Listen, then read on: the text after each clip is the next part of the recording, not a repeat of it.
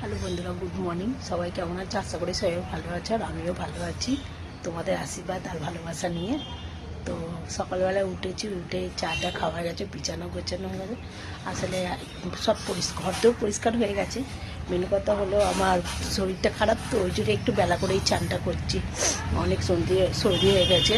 তো আমরা কিছুদিন পরেই মানে আর কটা দিন পরেই আমরা বেরাচ্ছি ঘুরতে। কোথায় যাচ্ছি না যাচ্ছি তোমরা সবই দেখতে পারবে। তো আর কি বলবো, তো কাজটা সারা সবই হয়ে গেছে। আর চান করবো, এখন চান করে পুজো দেবো, তারপরে আবার তোমাদের সামনে আসছি।